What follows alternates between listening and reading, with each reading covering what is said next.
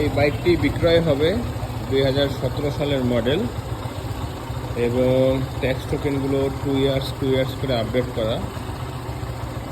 বাইকটি এক হাতে ব্যবহার করা, অফিসে যাতায়াত করতাম। অফিসের গাড়ি দেওয়ার কারণে এখন বাইকটি আসলে ব্যবহার করা হয় না, যার কারণে মাঝে মাঝে এরকম চালায় একটু ঠিকঠাক রাখি। যদি কেউ ইন্টারেস্টেড থাকেন তাহলে আমাকে নক দিয়েন। নাম্বারটি লিখে নেন 01924227779। আবার বলি 01924227779।